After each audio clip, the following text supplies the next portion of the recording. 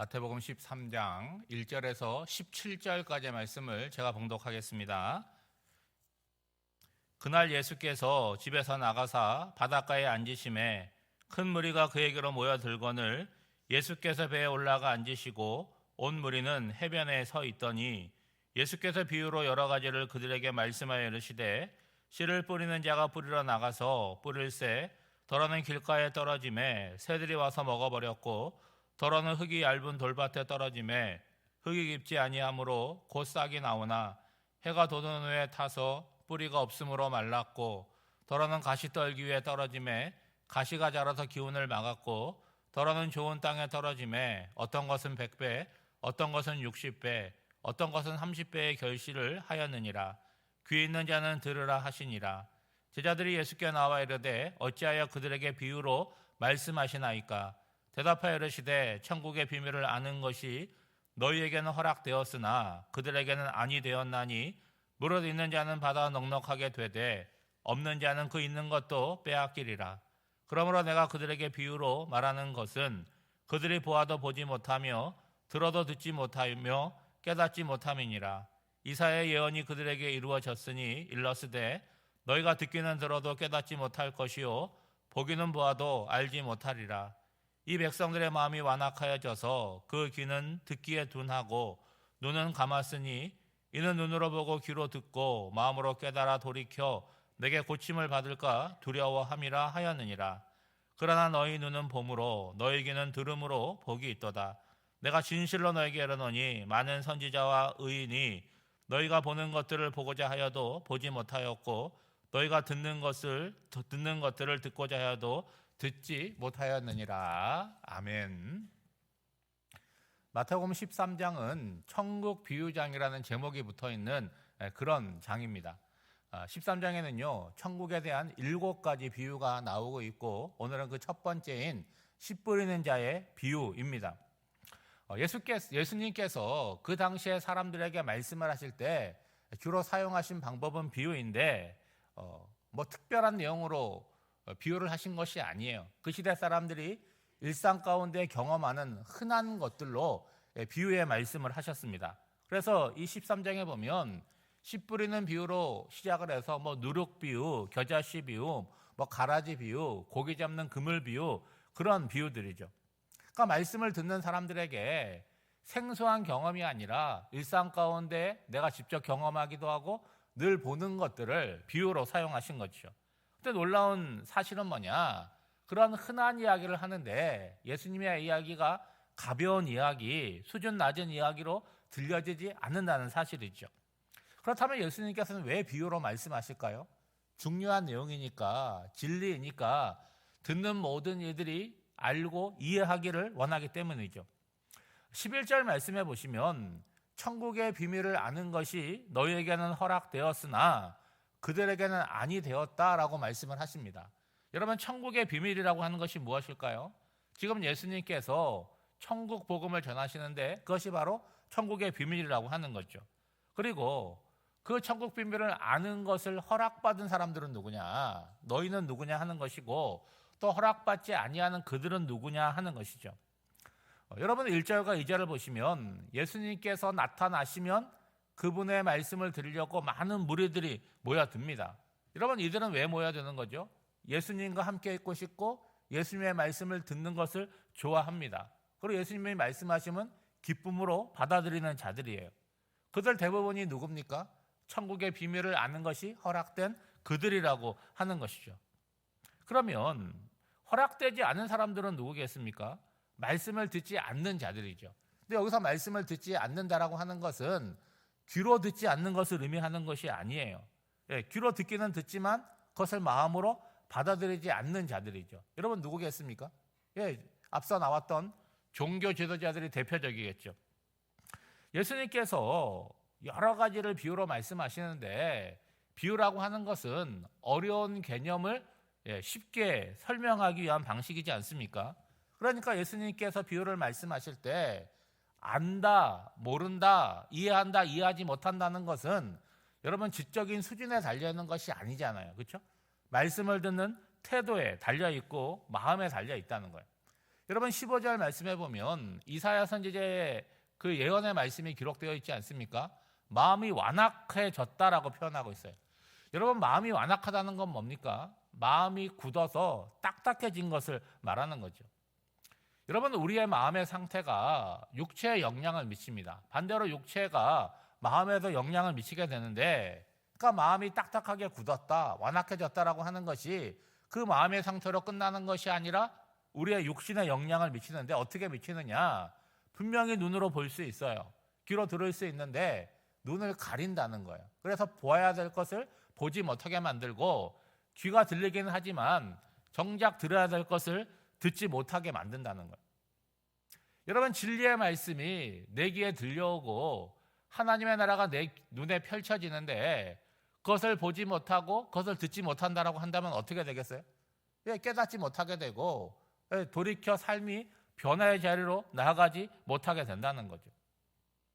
여러분 차라리 못 보고 못 듣는다라고 한다면 예수님께서 눈을 띄워주시고 귀를 들리게 하시지 않겠습니까? 그런데 나는 어떻게 인식하고 있어요? 나는 누구보다도 똑똑하고 잘 보고 잘 듣는다고 생각을 하는 거예요. 그렇지만 어디에 붙들려 있습니까? 예수님 이전 과거에 붙들려 살고 있어요. 고정된 사고로 현재를 살아가고 있으니까 모든 것들을 어떻게 해석합니까? 받아들이지 않고 부정적으로 생각하고 거부한다는 거예요. 여러분 얼핏 보면 주님께서 누구에게는 허락해주고 누구에게는 금지한 것처럼 보이지만 여러분 무슨 얘기를 하는 것입니까? 이 모든 것이 말씀을 듣는 마음의 태도에 달려 있다는 거예요. 여러분 이건 새삼스러운 일이 아니라는 거예요. 이사야 선지자 예언이 있었으니까 그 시대의 사람들, 그리고 예수님 시대의 사람들, 그리고 2026년 살아가는 오늘도 동일하게 적용된다고 하는 것이죠. 그럼 여러분 신앙생활 하면서 참된 복이라고 하는 것이 무엇일까요? 하나님의 말씀을 들을 수 있는 귀죠.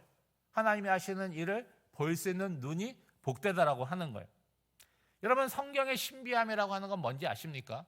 예전에 저희 할머니들 일자무식이었어요. 학교 다닌 바가 없습니다. 그런데 성령의 감동으로 하나님의 말씀을 깨닫고 그 말씀을 기쁨으로 받고 살아가는 거예요.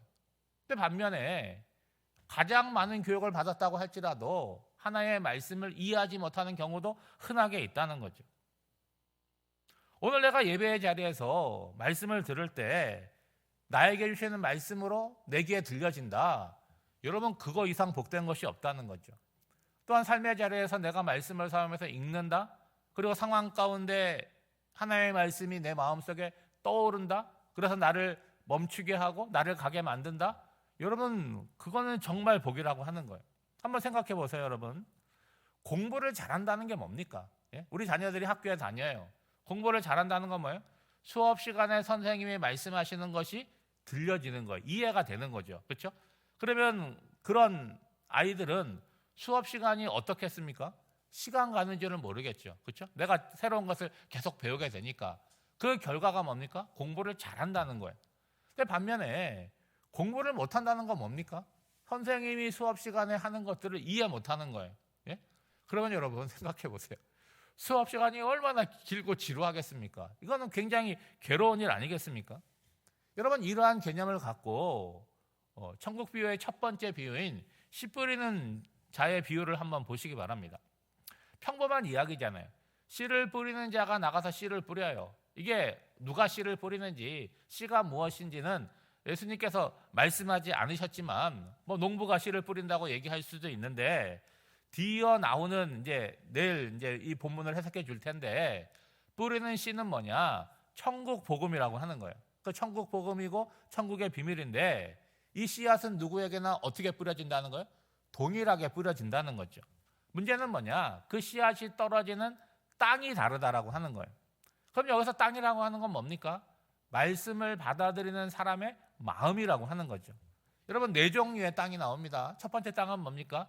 길가에 뿌려진 씨앗이라는 거예요. 여러분 길가라고 하는 건 지금은 다 포장되어 있지만 예전에 비포장 도로예요. 사람들이 계속 밟고 다니니까 길이라고 하는 건 단단하고 딱딱하잖아요. 씨앗이 떨어지면 땅 속으로 들어가지를 못하는 거예요. 노출되어 있는 거죠. 어떻게 됩니까? 새들이 와서 쪼아 먹었다는 거예요. 씨앗이 어디 갔습니까? 새들 뱃속으로 들어간 거예요. 농부가 씨를 뿌리기는 뿌렸지만 씨를 안 뿌린 것과 똑같은 결과를 가져온다는 거죠. 두 번째는 흙이 있는데 흙에 얇게 밑에 돌짝밭이라고 하는 거예요. 여러분 겉으로 보면 어떻게 보이겠습니까? 좋은 땅처럼 보이는 그런 곳이라는 거죠. 여기에 씨가 뿌려지니까 어쨌든 땅 속으로 들어가서 싹이 틔어진다는 거예요. 근데 뿌리가 내려가다가 뭐에 걸리는 거예요? 돌에 걸리게 되니까 더 이상 내려가지 못하는 거예요. 그래서 밖에 나온 그 싹을 틔운 것들이 해가 뜨니까 말라서 죽게 된다는 거죠. 여러분 농부로 하여금 싹이 났으니까 잠시 기대감을 가지게는 했지만 얼마 못 가서 이것도 사라지게 됐다는 거죠. 세 번째 떨어질 땅은 가시떨기 위입니다. 정확하게 말하면 가시덤불이 있는 그 사이에 떨어지게 된 거죠. 이 씨앗은 아래로 내려가는 아무런 문제가 없어요. 얼마든지 뿌리를 뻗을 수가 있는데 문제는 싹을 틔우고 위로 올라가야 되는데 뭐가 막고 있어요? 가시덤불이 막고 있다는 거죠. 여러분 이 두 번째 밭하고 세 번째 이 땅을 한번 생각해 보시면 이게 분리된 것이 아니라는 거예요. 아래로 뿌리가 내려가는 것만큼 위로 성장하고 위로 성장하는 것만큼 밑으로 뿌리가 내려야 된다는 거예요.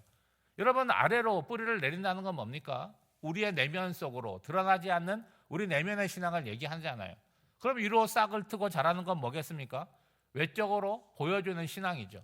이 두 개가 균형이 있어야 된다는 거예요. 뿌리가 내려가는 만큼 위로 성장해야 되고 위로 성장하는 만큼 뿌리가 깊게 내려가야 되는 거죠. 그 땅이 어떤 땅이냐? 마지막으로 나오는 좋은 땅이라는 거예요. 뿌리를 내리는데도 문제가 없어요. 돌이 없어요. 위로 자라는데도 문제가 없습니다. 가시덤불같이 방해하는 것이 없어요. 그때는 결과가 어떻게 되었습니까? 여러분 8절 말씀해 보면 어떤 것은 100배, 어떤 것은 60배, 어떤 것은 30배 결실을 하였느니라. 그런데 여러분 먼저 생각해야 될 것은 몇 배의 결실을 했느냐? 이거는 나중 문제라는 거예요. 중요한 건 뭡니까? 열매를 맺는 자리까지 나아가게 되었다는 것이죠. 여러분 하나님의 아들 되신 그리스도가 지금 이 시대 사람들과 함께 지금 있잖아요. 그들은 예수님을 보기도 하고 예수님의 말씀을 듣기도 합니다. 그런데 그가 자신들이 어떤 시대를 살아가는지를 모르고 마치 예수님께서 오지 않은 것처럼 살아간다라고 한다면 얼마나 안타까운 거예요. 오늘 여러분 그 17절 말씀에 보면 많은 선지자와 의인들이 그분을 보기를 원했다. 그런데 보지 못했지만 너희는 보고 있다. 그 봄을 알는 자가 복되다라고 말씀하지 않습니까? 여러분 오늘 한날을 살아가는데도 우리의 마음을 한번 기경하셔야 되지 않겠어요? 딱딱한 상태로 돌이 있는 상태로 가시덤불로 이렇게 무성한 채로 살아갈 수 없잖아요. 손이 찔리더라도 가시덤불 걷어내야 되고 돌 걷어내야죠. 그래서 내 마음이 부드럽고 온유한 마음이 되어서 그곳에 하나님의 말씀이 들어오게 될 때 품고 뿌리를 내리고 싹을 틔우고 열매를 맺는 자리까지 나아가는 저와 여러분이 되시기를 주님의 이름으로 축복합니다. 기도하겠습니다.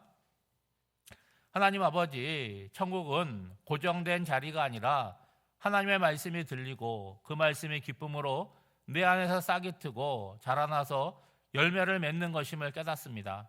우리에게 들을 수 있는 귀와 볼 수 있는 안목을 주시어 보아야 할 것을 보고 들어야 할 것을 듣게 하옵소서. 그리하여 날마다 삶이 새로워지게 하사 주님 앞에서 살아가는 은혜와 복을 누리게 하옵소서.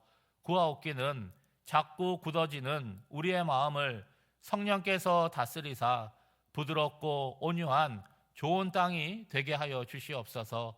우리는 유한한 인생을 살아가고 있고 시간은 쉼없이 흘러가고 있습니다.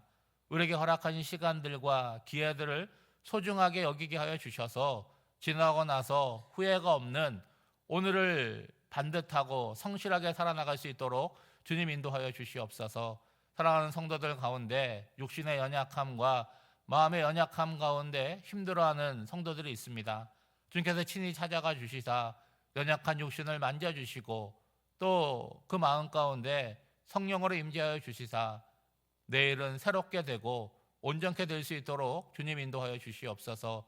오늘 한 날도 하나님이 보내신 자리에 살아갈 때에 주님과 동행하며 우리를 통해서 예수 그리스도가 드러나는 복된 한 날이 되기를 간절히 바라옵고 원하오며 이 모든 간구를 예수님의 이름으로 기도하옵나이다. 아멘.